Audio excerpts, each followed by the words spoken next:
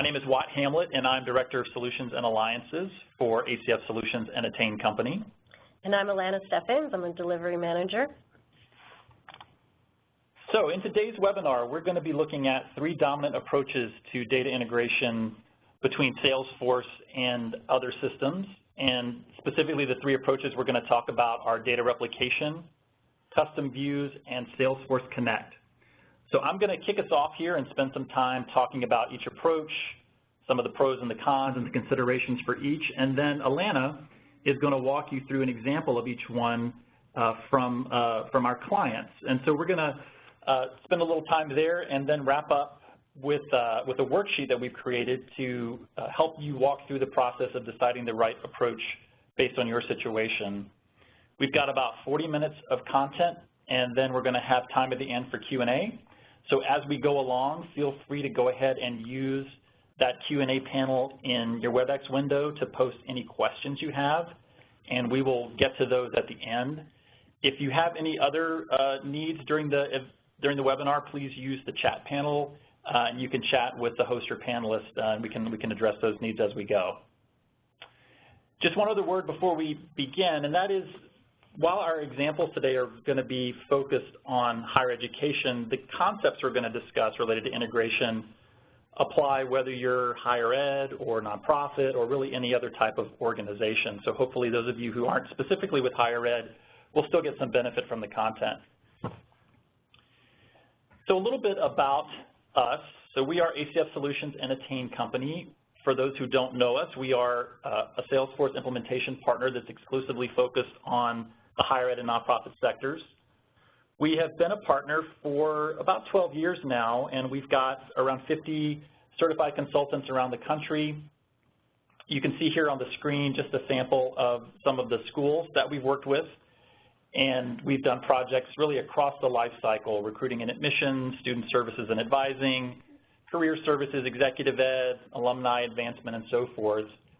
And if you are on the call today from one of these schools, or one of the schools that we work with, a special welcome to you, and thank you for the privilege of being your partner.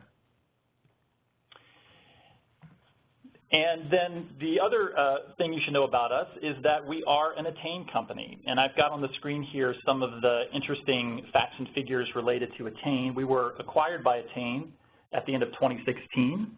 The Attain higher ed practice has a lot of deep roots in higher ed as well as nonprofit.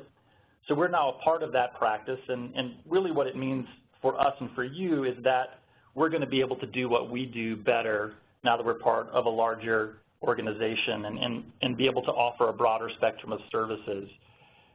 Very shortly, we will no longer go by the name ACF. We will just be Attain. So we'll be making some announcements a little later on this year about that, so be on the lookout for that. So that's a little bit about us. Let's talk about you for a moment. And so we know by looking at the list of folks who registered that you all represent a wide variety of schools, small schools, large schools, business schools, and from all different areas of campus: recruiting and admissions, student services, advancement, alumni, and so on.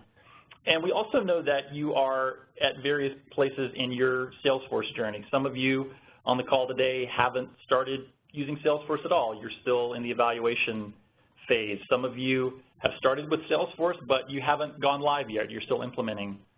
Others of you have gone live, but maybe you're not integrated with other systems yet, and then others of you are pretty far down the road. You've gone live, you've integrated, you're getting a lot of value already from your Salesforce deployment. And we expect that regardless of where you are today, that the session and the content we're covering is going to help shed some light on what can be one of the more complicated aspects of the Salesforce deployment. So as we get into this topic, let's just take a moment to remember what the point of a CRM is, why campuses engage in these types of solutions and invest in the technology.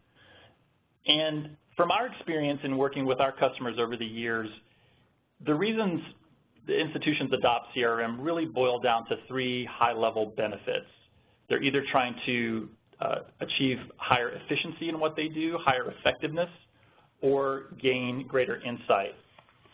So if we drill into each of those for just a moment and think about efficiency, this is really all about your processes. So you adopt CRM to help you streamline and simplify your processes, and that can be things like a CRM gives you the opportunity to put data that used to exist in all kinds of different systems into one place, so now it's simpler for your staff to do their work.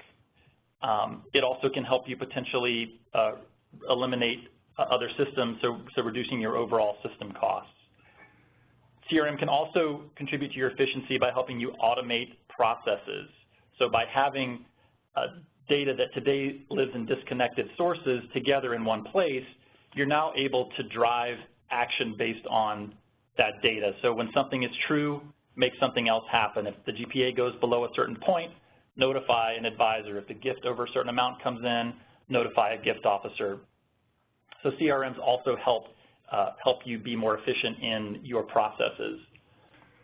The second area of benefit is effectiveness, and this is all about your outcomes. So you adopt CRM to help you drive better outcomes from your processes. And so some of the things there that are impacted are being able to serve your constituents more effectively. The more I know about you as an advisor, for example, and your situation, the better equipped I am to help you, to give you better outcomes and contribute to your success as a student. CRM also contributes to being able to target communication more effectively. So you can more easily, with the CRM, identify the right people to receive the right communications at the right point in time. That helps your communications efforts overall be more effective. And then the final area is insights. And again, this is really about measuring your efficiency and your effectiveness, right? How are you doing towards having more efficient processes and more effective outcomes? So with that, you can use your CRM to help you uncover and track trends, looking at activities year over year, and you can also measure your efforts. So are our fundraisers hitting their goals? Are our advisors meeting their goals in terms of serving students? So those are, again, at a high level, the reasons that schools engage with CRM. And in order to achieve those benefits, there are typically three approaches, and most schools end up doing a mix of these. So the first is consolidation. So one of the ways to realize the benefit of CRM is to consolidate multiple systems into a single system like Salesforce. But as we know in higher ed, that typically isn't possible in every case. There are certain systems that are going to continue to be out there, your student information system, your ERP systems of different types. And so consolidation will work in some cases, not in every case. Another approach to help realize those CRM benefits is by instituting business intelligence. So you can use an external data warehouse as a way to combine data from multiple systems into a single system for doing data analysis. This will help you recognize that goal of greater insight, but doesn't necessarily help you with the first two goals of efficiency or effectiveness. And so where that leaves you is really the third approach, which is integration. You can consolidate systems to a certain point, but you can't completely eliminate other systems. And you can use business intelligence systems to help you drive insight across the various systems. But at the end of the day, to best realize all three, you're going to need to do some level of integration to make the data from those external systems available to your users and your processes in the right place at the right time. So with that said, then let's get into the three integration approaches we're going to focus on today. And again, as I said at the beginning, those are data replication, custom views, and Salesforce Connect. And we'll take a look at these each in turn, and then we'll do a little bit of comparison.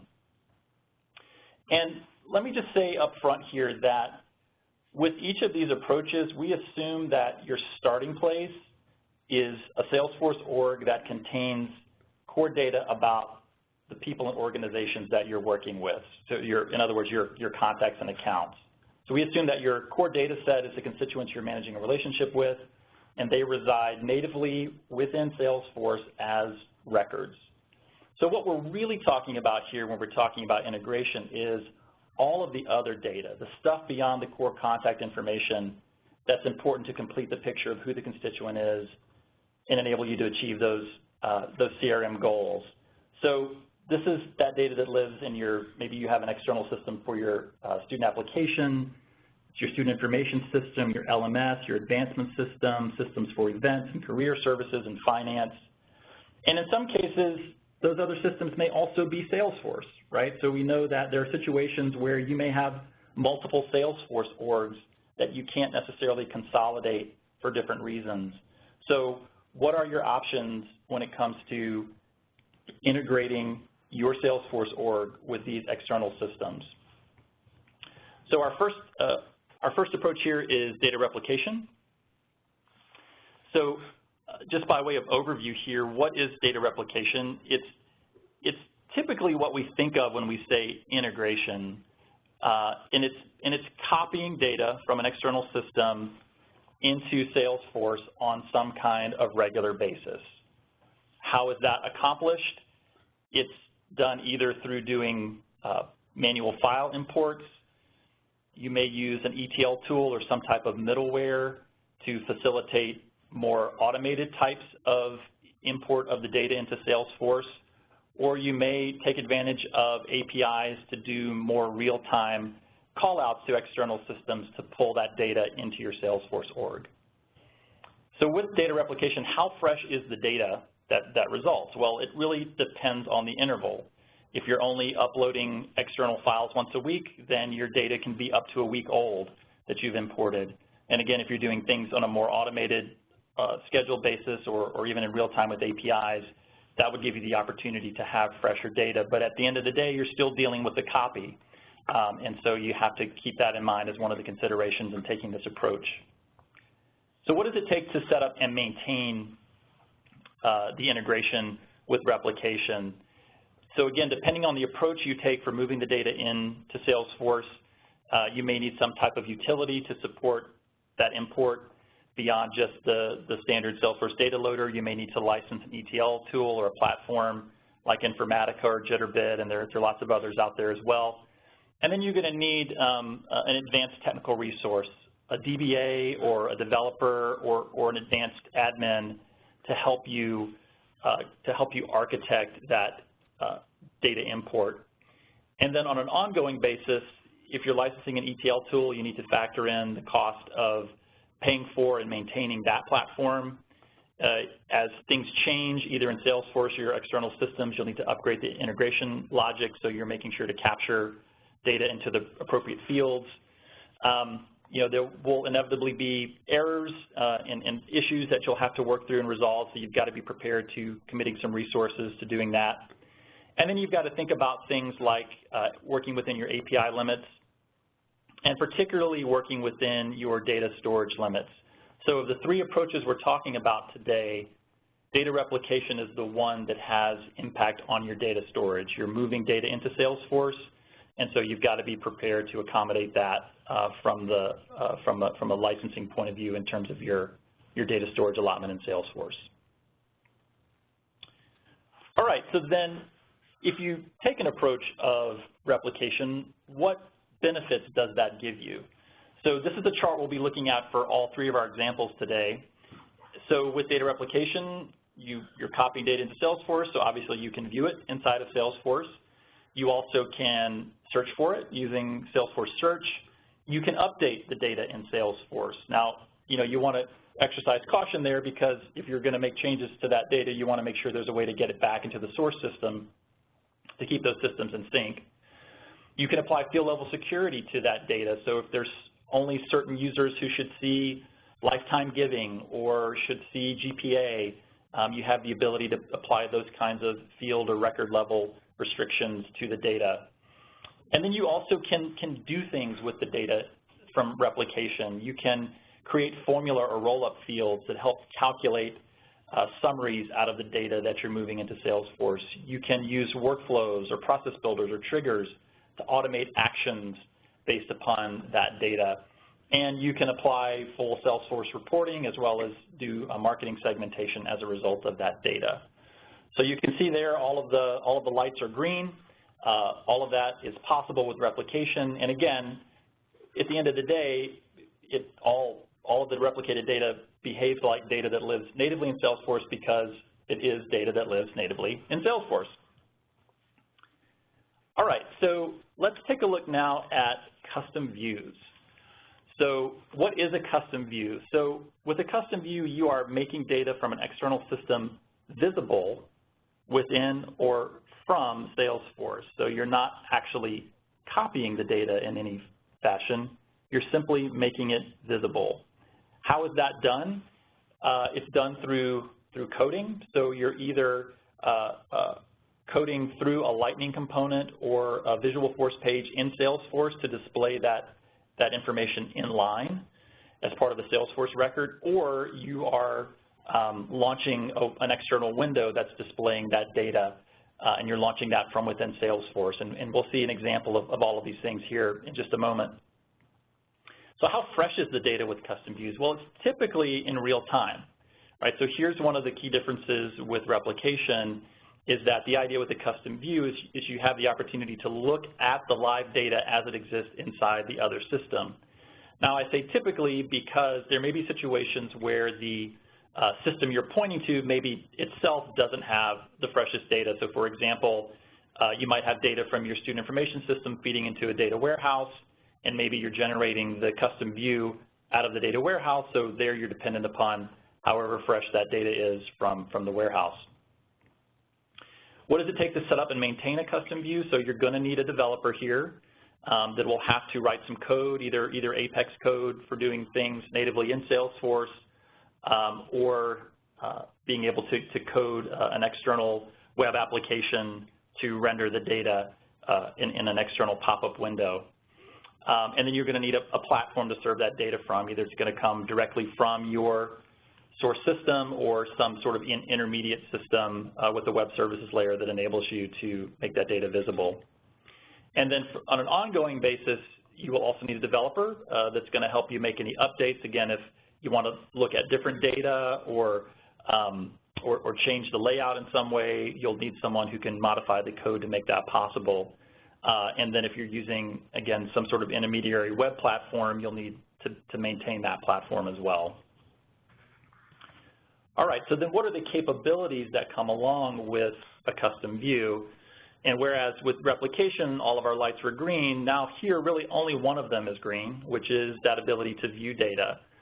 But beyond that, with a custom view, you're not able to search for data, for that external data in Salesforce. You're not able to update it. Field level security is in theory possible as long as however you've coded the custom view takes into account the permissions that the user who's loading the view has related to that data. And then you can't really do anything with the data. You can't use it to do roll-ups. You can't trigger workflow or process builders off of that view data, and you can't report off of it. So as its name implies, it's really nothing more than a view, but in certain situations, that may be all that's required to help you get the benefit of that data as you're using Salesforce. All right, and then our final integration approach that we're looking at today is Salesforce Connect. So Salesforce Connect is very interesting because it enables you to have data from an external system that behaves mostly like Salesforce data without actually having to replicate the data. So with Salesforce Connect, rather than having to copy data into your org that maybe is data you'll never end up using or maybe it quickly becomes stale, Salesforce Connect maps data tables and external systems to what are called external objects inside of your Salesforce org. So you see there in terms of how Salesforce Connect is done. It's done typically through OData protocol. We'll talk more about that in just a second. But you'll need a mechanism that helps facilitate the data exchange with your external system, other than not an ETL tool in this case, but a system to facilitate the data exchange in a way that works with Salesforce Connect. You'll make use of external objects in Salesforce, which are essentially like custom objects, which I think most people are familiar with in Salesforce, except that, again, instead of the data living natively inside of your Salesforce org, it's being read into those objects in real time as the data is pulled or loaded into Salesforce. So again, with Salesforce Connect, typically real time, just as with custom views. You don't have the sort of the issue of data becoming stale or out of sync that you would have with replication. In terms of what it takes to set up and maintain the data, so here you'll need an additional license from Salesforce to enable Salesforce Connect.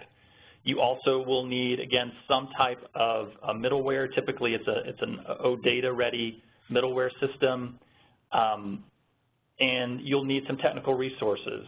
So beyond just doing point-and-click configuration, you'll need someone with some significant technical capacity to help you with the setup.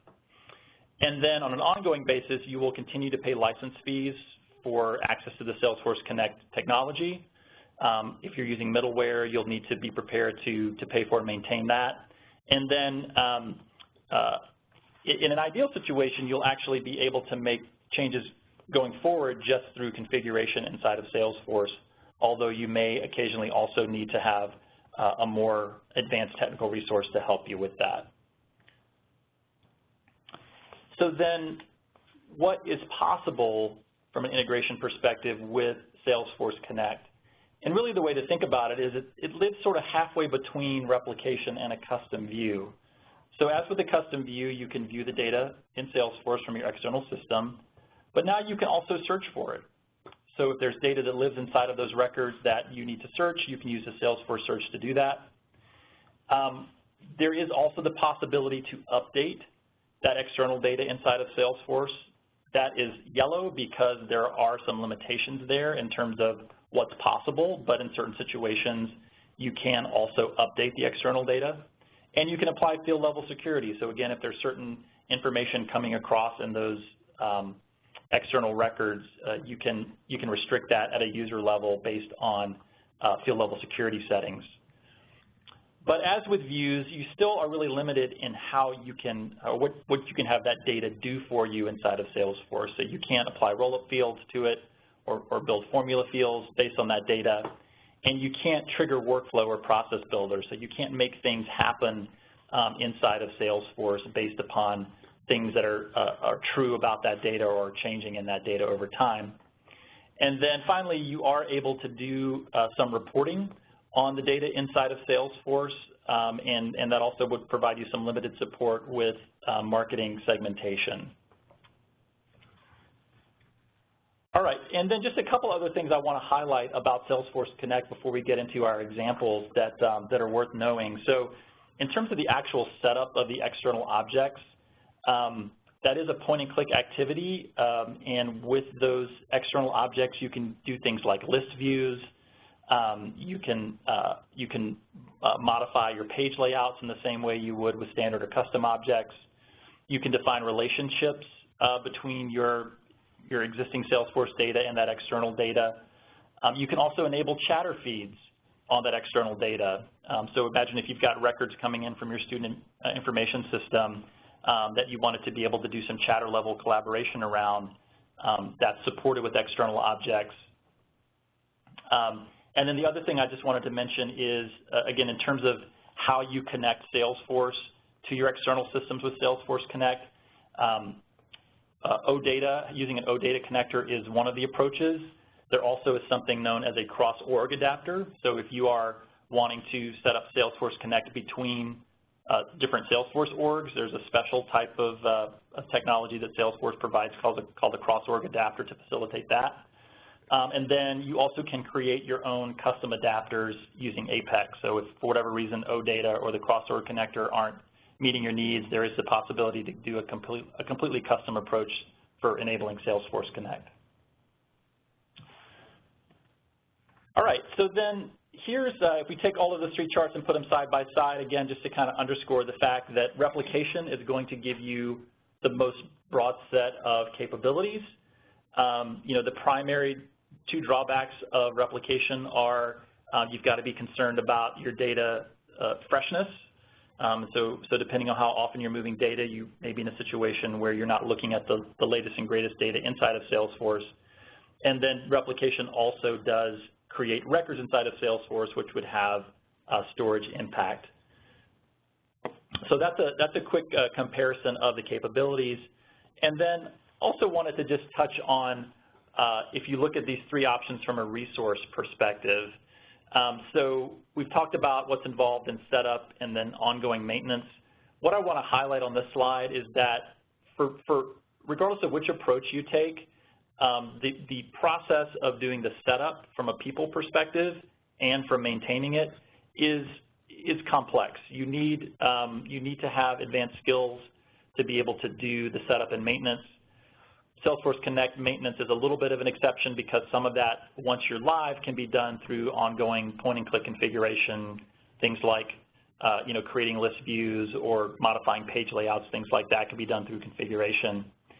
And then from a technology perspective, again, it's always really hard to kind of boil this down because it so much depends on your situation. But at a very, very high level, with replication, you're going to be looking at the additional cost of typically of an ETL tool.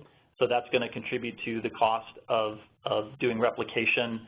Custom views, again, depending on the technology you have available to you, could be the least expensive of the options from a kind of a licensing point of view. And then Salesforce Connect is typically going to be the most expensive because in addition to paying the Salesforce Connect license fee, you'll also have to have some kind of middleware, typically an OData connector to support that, as well as the cost of your resources to support it. So hopefully that gives you some sense of the relative level of effort as well as costs associated with each of these. And so what we'd like to do now is show you some examples. So now that we've kind of gone through the fundamentals, let's take a look at what this looks like in practice. And for that, I'm going to hand it over to Alanna. Thank you, Watt, for that nice, lovely overview of the three different types. So now we're going to go ahead and talk through three different examples that illustrate these approaches that we've just described. So the three that we have here all involve some level of replication. So that base core contact and account information at each school, those constituents reside inside of Salesforce either in an account record for that company information or in a contact record to represent their students, their alumni, other prospects, things like that. What we're talking about with these examples is just a subset of data that we want to make available about these constituents. So think about things, event registrations, other application data, maybe enrollment data from their student information system. So the first one we're going to highlight here is data replication with William & Mary. Within this one, this particular project was a alumni engagement project. There's two different types of data that they were concerned with bringing into Salesforce coming from other systems. The first set was that contact and account data that we just mentioned, and the second key component was around event registrations. This particular project with this client is something that is an ongoing project currently at this time, and they wanted a starting place to provide their alumni staff with better, more actionable data to use to engage their alumni. That starting point was identifying what are all the activities and events that these constituents are participating in and use Salesforce as that central location for capturing that. The data that they needed to get out for their contacts and accounts was coming from Alumni Engagement. That is the system of record for their alumni biodemographic data. Okay. And the next system external that they wanted to bring in information was from Cvent to gather those very rich event registration pieces. Okay. The first thing that they did to be able to do that was they acquired Informatica to help set up that those particular Informatica jobs to actually pull the data from Alumni Engagement into Salesforce. Once they get finished with this particular project, this will be an integration that is two-way, so that if changes are made inside of Salesforce, that change will be pushed back into Ellucian Advance and vice versa. They're not quite there yet, but that is something that they are moving towards. With the Cvent integration, for those that are familiar with Cvent, Cvent offers an out-of-the-box connector to Salesforce. That particular connector was found to be too limiting for the requirements that William and Mary had regarding what information they wanted to be able to pull out of Cvent, as well as more complicated matching on contacts that needed to be brought over using multiple email address matches as opposed to a single email address match that comes with the out-of-the-box Cvent to Salesforce connector. So Informatica Cloud offers a connector to Cvent, and that was something that was purchased to be able to complete this particular data replication. This is a one-way from Cvent into Salesforce. What they also wanted to do in having this information come in was using the Informatica connection to Ellucian Advance was push those event registrations into Ellucian Advance from Cvent. This was much easier to do using the bypass through Salesforce, and it allowed their fundraising teams to have better insight about event participation from their alumni. They chose to replicate this event participation data in order to help, again, with that outreach and marketing efforts using the Marketing Cloud.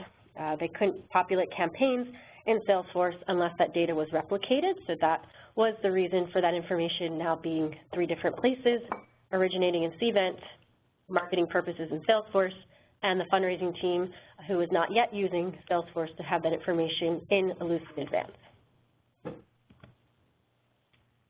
Now we're going to show some screenshots of what that information looks like inside of Salesforce. This is probably very tiny on your screen. So the campaign history, those are all the different events that alumni were participating in. It should also be noted that in addition to Cvent, this particular client is also using a product called Linvio, and the Linvio product helps support some of their smaller free events that don't require the overhead costs of Cvent. And so with this particular integration, what was done was the data coming from Cvent was used to be pushed into the objects that that particular package, Linvio, is using, one of those being the attendees related list. Okay. So this is a contact record, and we'll kind of blow it up a little bit here. So in addition to the attendee status information coming over, the events were also coming over and being replicated inside of Salesforce. It is using the object, again, that came with the Linvio package, but because this was a custom integration, they were able to create those records so that all information, regardless of what tool is managing or generating the event, the information inside of Salesforce is located in one place. So all of the special event records, again, are reflective of an event either in Cvent or in Linvio. You can see here the event sessions that are available, as well as attendees that are coming across. The next one we're going to go through is the Stanford example, and that was using custom view. This particular project was in service of 2 different groups. This is for their undergraduate advisors, and the second group was for the Office of Accessible Education. Both are sharing one Salesforce org. The primary function is around contacts and accounts, and the students that they're serving through their offices, they help to manage the services that these offices are providing. The source of record at Stanford is PeopleSoft. Some of the data that is important to Salesforce users, such as basic bio demo data. So just like William and Mary, Stanford is replicating that data using Informatica, so names and addresses are in Salesforce. Users don't have permission to update that information. They can augment additional pieces of information, but they can't overwrite any source data. Any changes that would need to be made to that source data would have to be done inside of PeopleSoft directly, and they have a process for managing that. Once the student data is there, the Office of Accessible Education, their role is to ensure students get necessary accommodations they need for disability or health accommodations. And so the students make requests inside of a Salesforce community for the service that they need, and the staff and the office at OAE they go ahead and evaluate the legitimacy and the type of service that the student may require. And to do this, they need to know what classes, what majors, grades the student is currently enrolled for, so that they line up the services requested at the right place and the right time. And so to do that, that's where they facilitated this custom view. This was important to this particular institution because they didn't want a shadow system for this information. And the second reason that this was important to them was because they wanted real-time, up-to-date information.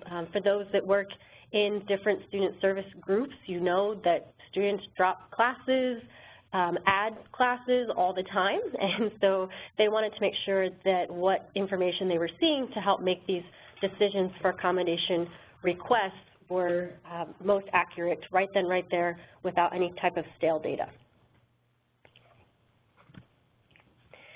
The third item that's happening for Stanford is that once students are approved for accommodations, the advisors, the staff inside of the Office of Accessible Education, they actually need this data about the students' courses to be resident in Salesforce, because that course data contains information about who else in that class, another student, can actually provide the accommodation. So for an example, note takers, somebody to read textbooks to them, etc. The Office of Accessible Education needs to know who else in that class could help service the student. So just for students that need a service, Stanford is going ahead and using API to do additional data replication, but it's on an as-needed basis. It's not bringing everything over for the entire student population. That would be an overabundance of information that's not necessary. So this was a selective way to bring that information in as needed. And these are custom course records inside of their Salesforce instance that is utilizing the HEDA framework in those course objects. And just a last point about this example, both approaches, so custom view and the real-time API replication of data, were provided through Stanford by an initiative that they are calling a smart integration. This is an IT initiative at Stanford, helping data exchanges happen between systems that they built on their own integration layer to help facilitate this. This was a lot of work and a lot of thorough thinking that went into making this all work, and this was an initiative that was done internally at Stanford. Now we're going to look at some screenshots of what this looks like. You'll notice that they are using Lightning. What we're seeing here is a contact record and a user in the undergrad advising office. They're seeing the core student information that's being replicated. And in addition, we're seeing a set of buttons across the top. These are Lightning components that will launch the custom view of that particular piece of data from PeopleSoft for the student record that's being viewed. Also, you'll notice the picture of the student. That is another example of a custom view that instead of storing that picture inside of Salesforce, it's a URL that's stored elsewhere on a different server and displayed back into Salesforce. You'll notice here that the view of the OAE user this is the view of the OAE user. So it's very similar to the same concept of the OAE app, is that, the advising app. It's a similar concept where core student data is coming from replication. It's the same buttons, but different icons, because those groups were familiar with a previous system, and they wanted to help with user adoption, and this was one key way that they found to do that, was to use familiarity with the icons that were available. They felt it was a key for the project to be successful.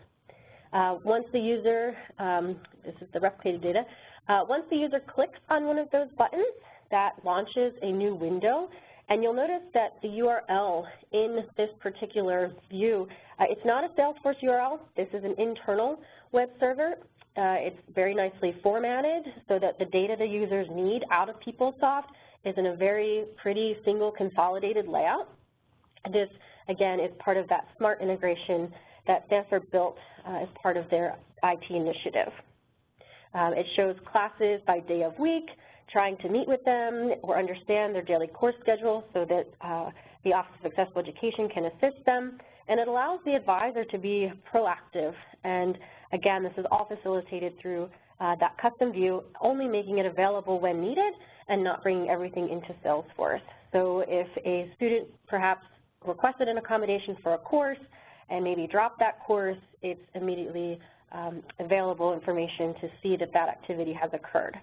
So just like undergrad, there were some data replication. It's pulling in program enrollment and courses currently enrolled in, but it only gets pulled on demand based on the status of a case that comes in from that Salesforce community. One of the drawbacks is that it may not be the freshest data since it's not real time, so there may be a small out of sync period of time there.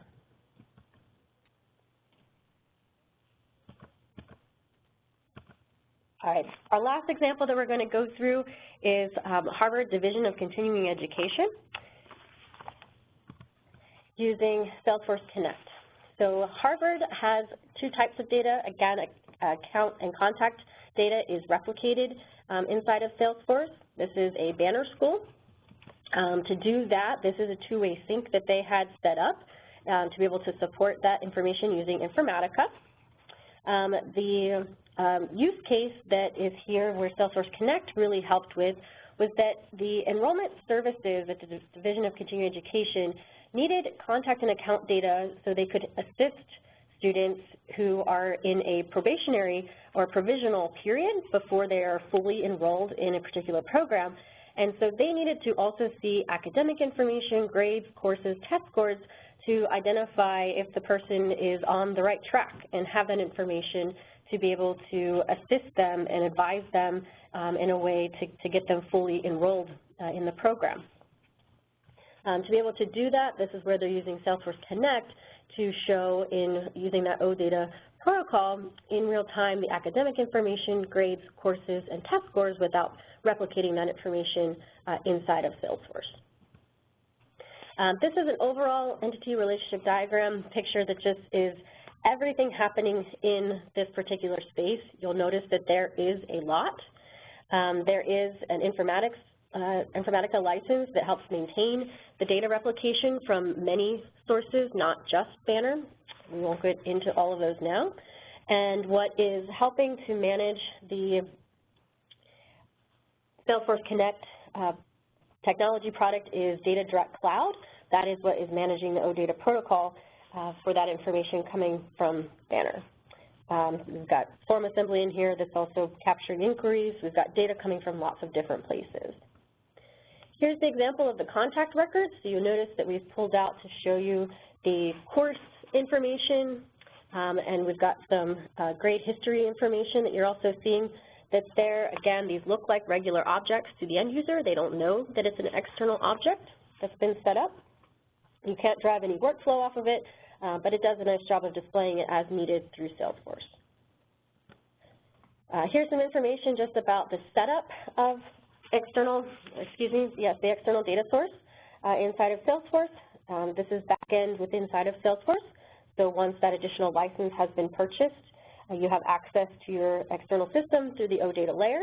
So just like you would set up a custom object, these are external objects that you provide the link to the OData layer, a username, a password, and then you're fulfilling the rest of the fields that are going to make up your external object. All right, now we're going to go ahead and talk about charting your course and just how do you plan for what works best. So the main first piece is to stay focused on the CRM. What's the goal and the objective? Just because we can do it doesn't always mean that we should do it. We need to, have a business justification for why it makes sense to either bring data in versus having a custom view or even possibly using Salesforce Connect. You'll want to understand where data lives and how it's governed. This will play into if you're allowed to have the data to be able to bring into Salesforce. And be familiar with the capabilities and costs of each approach. As Watt went through, these can be greatly varied. Know your people. What's going to make sense for them? Does it need to be where they're feeling safe and secure, that information is only visible and that the source system isn't being incorrectly updated? Is it that they need to be able to run heavy reports and actionable workflow items off of the data? This is all going to be really important to note when making that decision. All right, and then as a takeaway from this webinar, we have created a worksheet, and if you see in the upper right there is a bit.ly link that you can copy down that will give you access to this as a Word doc. And essentially, on the back side of the sheet, we've got a couple of the reference charts that we covered in the presentation. And on the front side, we've got a set of questions to help guide your thinking about each of the sources that you're considering integrating with Salesforce. So thinking through things like specifically what data is needed, both at a table and a field level, thinking about, as Alanna was mentioning, thinking about what's the benefit, what's the purpose of moving this data into Salesforce, who needs to use it, what do they need to use it for, thinking about the kind of technology you may have to invest in terms of middleware, and thinking about, again, if you're replicating, what's going to be the data storage impact, how many records are you talking about over time. So hopefully the process of working through that worksheet will give you some clearer sense of which approach is going to make the most sense. And as you've seen from the examples that we've shared today, in schools that are doing a lot of things with Salesforce, there's more than one approach that may be right for a particular situation. So, certainly replication is necessary to a certain extent for certain types of data, but then for other data, as we saw in the Stanford example, a custom view could suffice. And in other cases, we want to use Salesforce Connect or Replication as a way to create actual records inside of Salesforce.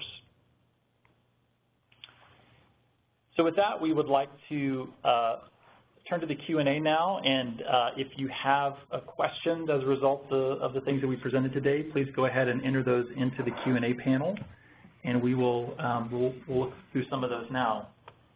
Okay.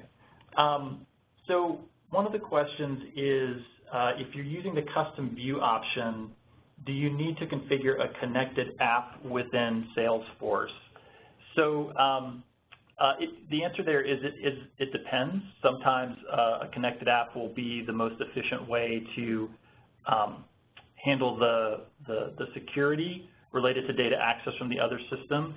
But as you saw in the example we shared from Stanford, because in that instance the custom view is actually being generated as a window or view outside of Salesforce, it wasn't necessary for them in that situation to create a custom app, or sorry, a connected app. Yeah. Great. And then if there are any other questions, please go ahead and enter those in now. And I'm going to switch us to the last screen here, which is where you'll find contact information for me and for Alanna. Our website, attain.com, and then there's the link for the worksheet again if you're interested in checking that out after the presentation. All right, so we'll give just a couple more seconds here on the Q&A, but we would otherwise like to thank everybody for making the time for this session. We welcome your feedback if you have any. You've got our contact information there.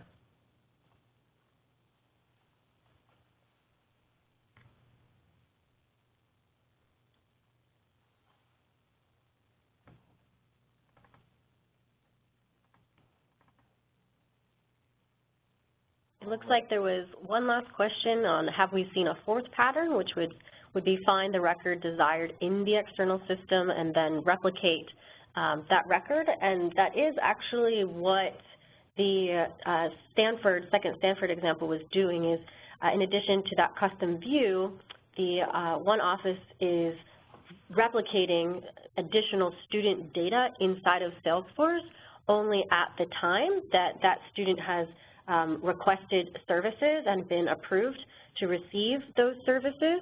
And the advisors need that data inside of Salesforce so that they can report and help match that student with another student in the same class to help provide those accommodations such as note-taking and maybe book reading, things like that.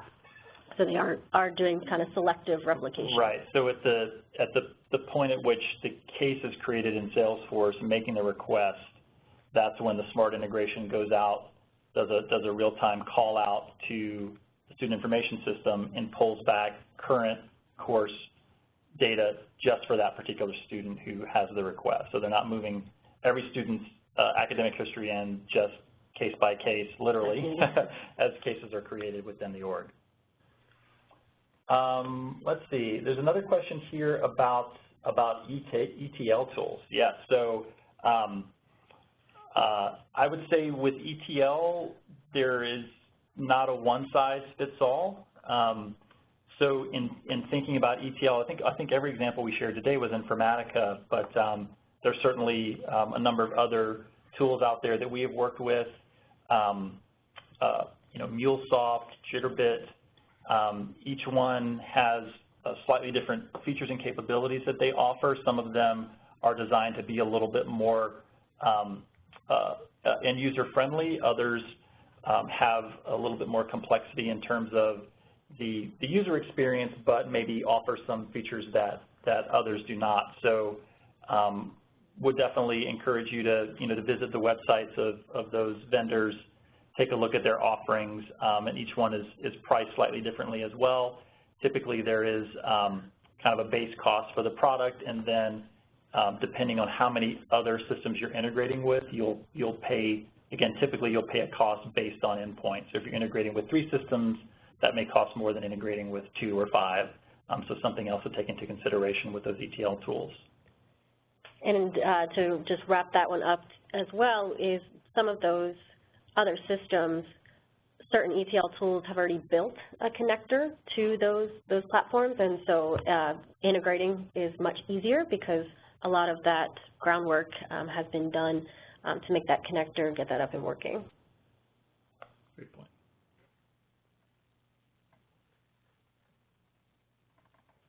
Okay, all right. So with that, thank you again, everybody, for your questions. Thanks for your time today, and we really appreciate it, and please be in touch if we can be of assistance.